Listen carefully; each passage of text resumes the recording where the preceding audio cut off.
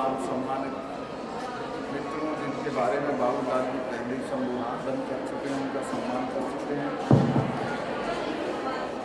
Staff की बहनें और बच्चियों, मुझे जब यहाँ आने का न्योता मिला, असल में जब भी किसी कॉलेज या यूनिवर्सिटी में बुलाया जाता है तो मैं बिना डायरी देखे हाँ कर देता हूँ। और वजह ये है कि मैं आज जहाँ भी हूँ वो सिर्फ अपने कॉलेज और यूनिवर्सिटी की वजह से। यूनिवर्सिटी में वापस जाना माँ की गोद में वापस जाने जैसा है। मैं 2 साल का था तब मेरे पिताजी का देहांत हो गया। यूनिवर्सिटी ने मेरी ऐसी उंगली पकड़ी कि मैं 3 बार प्रेसिडेंट रहा और जब यूनिवर्सिटी छोड़ी तो 26 साल का मैं MLA हो गया। मैं मानता हूँ कि इससे बेहतर कोई चीज आपके व्यक्तित्व का निखार करने की नहीं, और मैं कोई मौका नहीं चुनता हूँ कि जो मुझे बुलाया जाए तो मैं ना जाऊँ। अब मैं आपसे निवेदन ये करना चाहता हूँ, अपने कुछ तजुर्बे हैं जिंदगी के। मैं 5 स्टेट में तो मैं MLA रहा, MP रहा, मिनिस्टर रहा किसी की सरकार में, और फिर 5 स्टेट का गवर्नर। जो सबसे पहला मेरा अपॉइंटमेंट था वो बिहार में था। बिहार में 13 यूनिवर्सिटी थी जो मेरे नीचे आती थी। मैं हर यूनिवर्सिटी के कॉन्वोकेशन में जाता था और वहां मिलता क्या था कि अगर 25 गोल्ड मेडल हैं तो 20 लड़कियों के होते थे और 2 लड़कों के होते थे।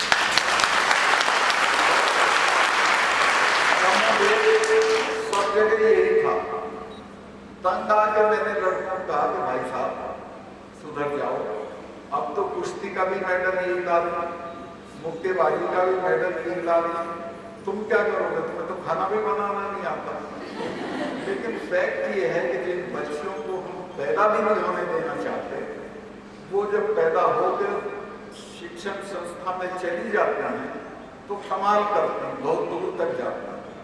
तो मैं आप यहाँ इसलिए आया हूँ कि आप में से पता नहीं कौन कौन लड़की IRS बनेगी, कौन IAS IPS बनेगी, और आप निगाह रखोगे तो बड़ी तादाद में बनेगी।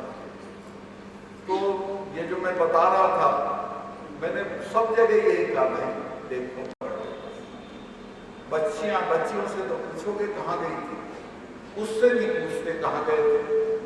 और नतीजा है कि बच्चियां मेहनत करके, सारा घर का काम भी करके और बेहतर किस्म के नंबर लाती हैं और आगे बढ़ जाती हैं।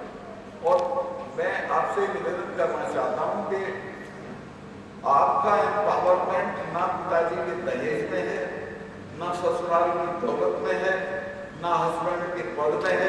आपका एम्पावरमेंट आपकी एजुकेशन में है।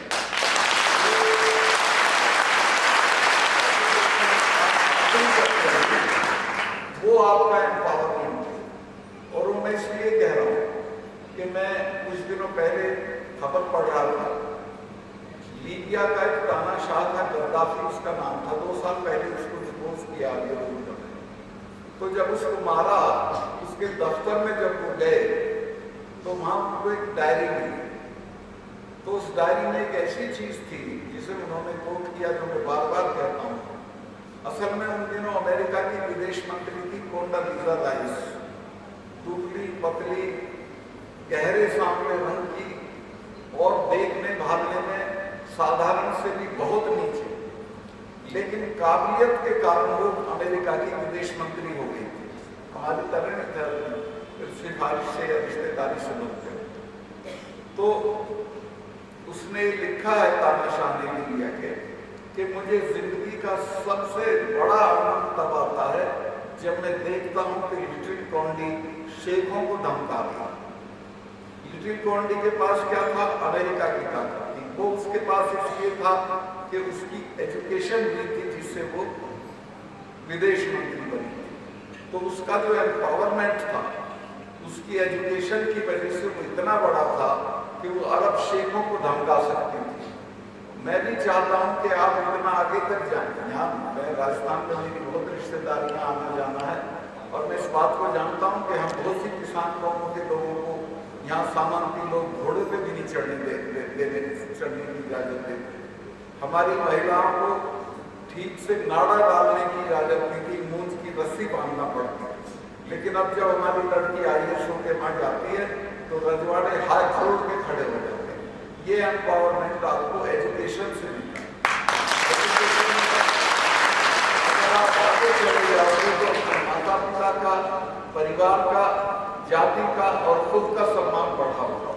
याद रखिए कि ये जो हमारा लड़का अफसर बनता है इसको भ्रष्ट होने में देर नहीं लगता, लेकिन हमारी लड़कियां जब पद पे पहुंचती हैं तो भ्रष्टाचार नहीं करता।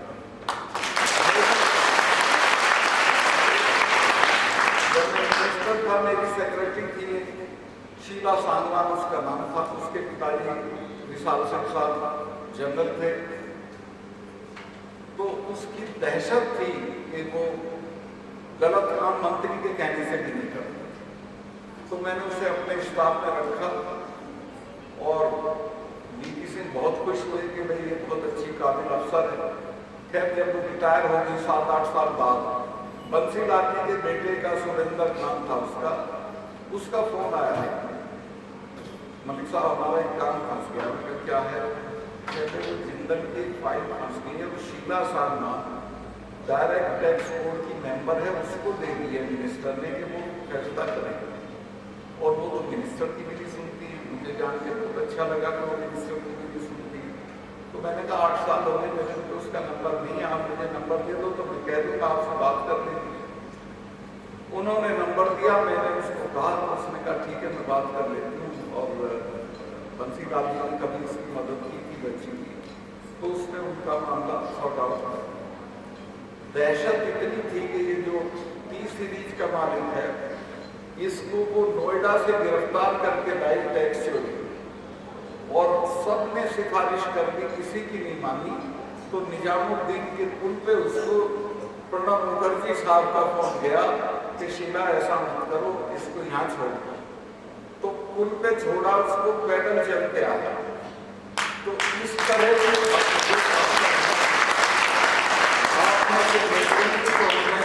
मेरा आया धन्य हो गया। क्योंकि लड़के का तो क्या होता है, उसकी जो घरवाली होती है वो पड़ोसी का दिखा देती है, देखो ये लाई है, उसके घर में तो ये है, तेरे घर में तो ये नहीं है, उसके तो बड़ी गाड़ी और 2-3 साल में उसको खराब कर दिया। लेकिन ये खराब नहीं होती है बच्चे, इनको इस तरह के कोई लालच नहीं है।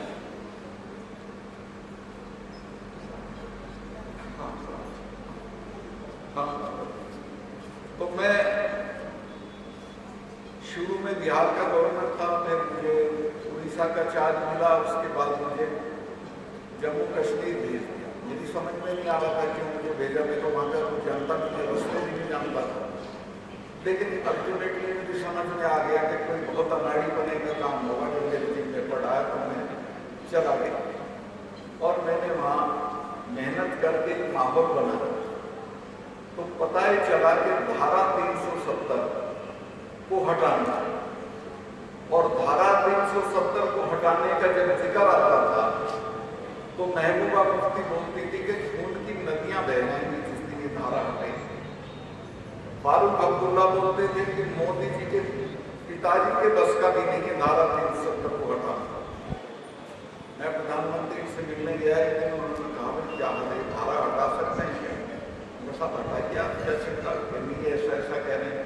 कहा साहब चिड़िया भी नहीं बोलेगी, कुत्ता भी नहीं बोलेगा, आप हटा दीजिए, मैं।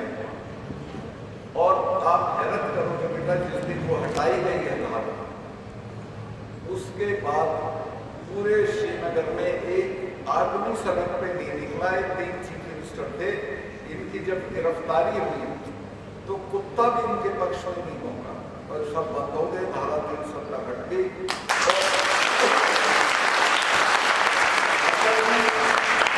मैंने वहाँ के लोगों में विश्वास हासिल किया था, मैंने सबको अपना टेलीफोन नंबर दे दिया था, और मैं डायरेक्ट खुद उठाता था। 2:30 बजे रात में फोन आता था तो मैं खुद उठाता था, उनकी जो तकलीफ होती थी उसे रखा था।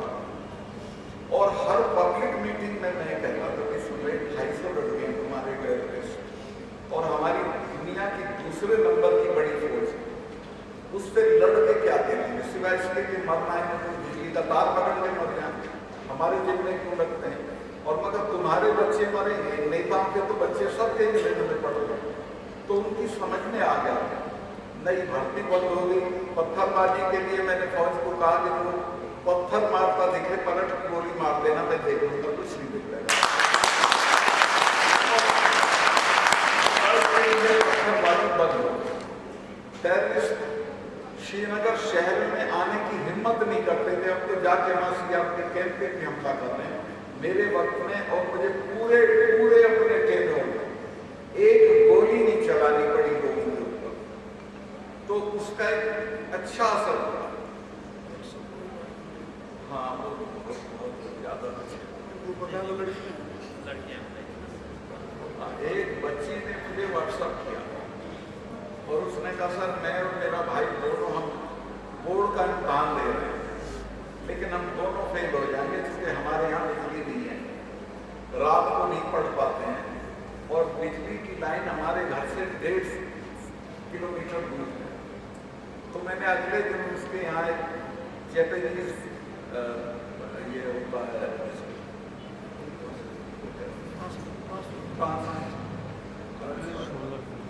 जनरेटर और 6 बल्ब भिजवाए।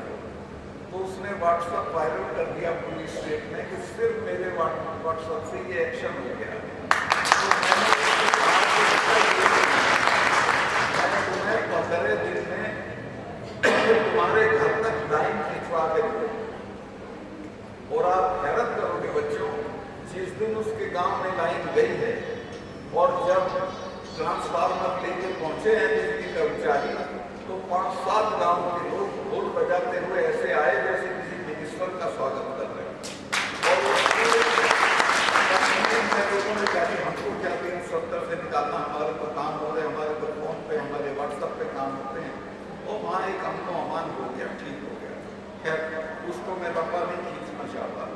मैं दूसरी बात जो कहना चाहता हूँ ये है कि जिन कौमों ने एजुकेशन को महत्व दिया है वही कौमें दुनिया में तरक्की की।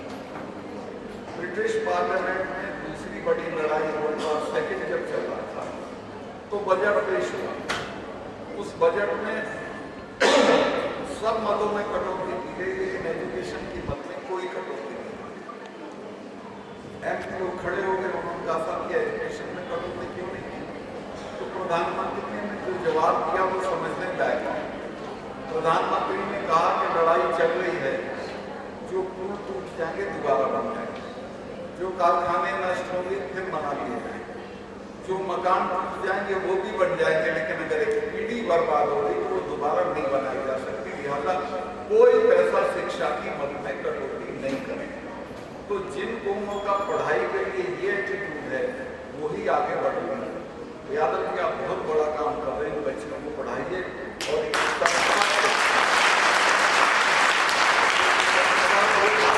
आगे बढ़ रहे हैं। इसमें जो जो चीजें जो जो कोर्सेज ऐड कर सकते हो वो करिए। मेरे लायक कोई बात होगी मैं भी आपकी मदद करूँगा।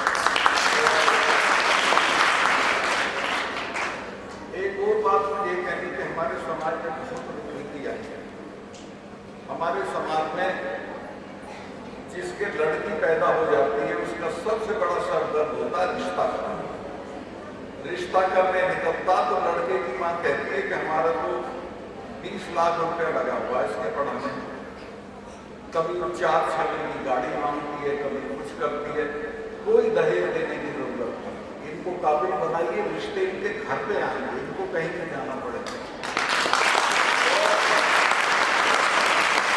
इनका जिस परिवार में जाएंगी मां सम्मान होगा, मां की बात चलेगी। और ये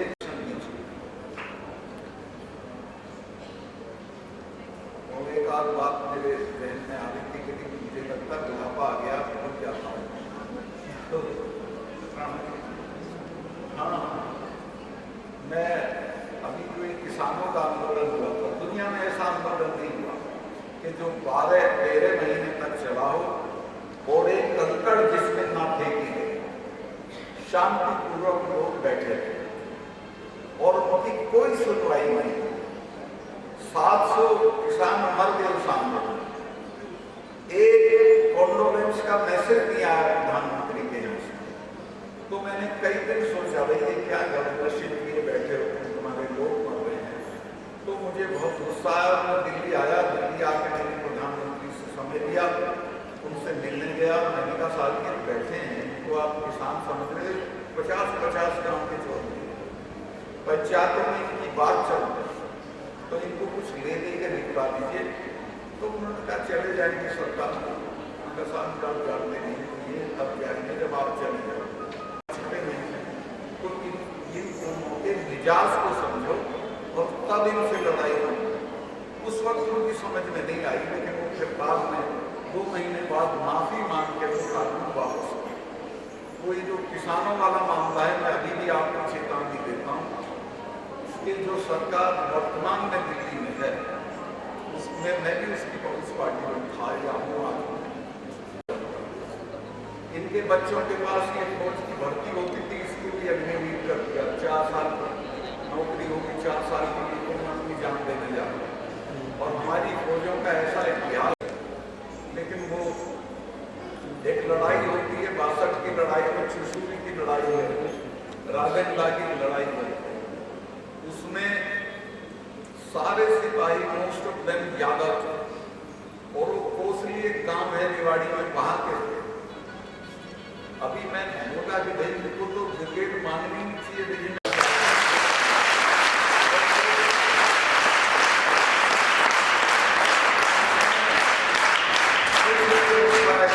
आदमी घर में 2 है, 15 कमरे का मकान, उस पे शान महसूस करते हो। वो कोई चीज नहीं, आपकी बच्ची जब आयस होके आएगी तब जो समाज में आपकी शान होगी वो बड़ी चीज है।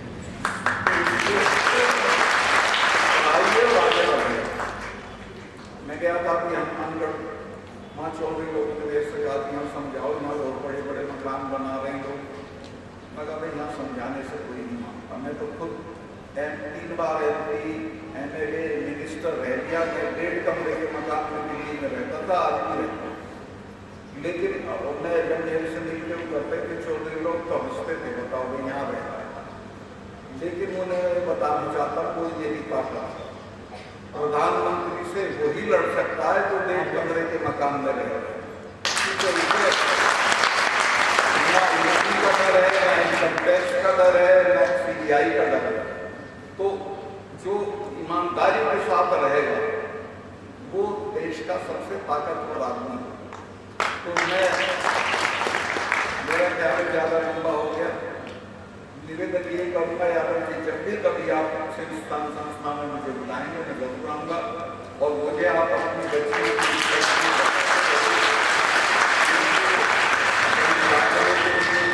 कहीं आगे बढ़ाने के लिए मैं कोई काम आ सकूँगा, उसके लिए भी मैं हाजिर हूँ।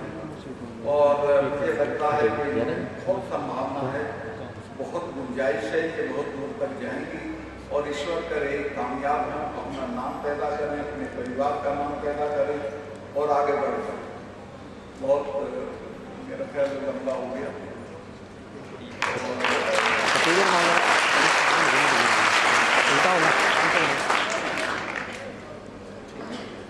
बहुत बहुत धन्यवाद। पैर में चोट है तो लंगड़े आदमी पे हंसते नहीं है, बेचारा जैसे भी चले चलते हैं। और ये जो फोटो वाले मैं भी कहूँगा कि लंगाते हुए जब चल रहा हूँ, योग कर रहा हूँ,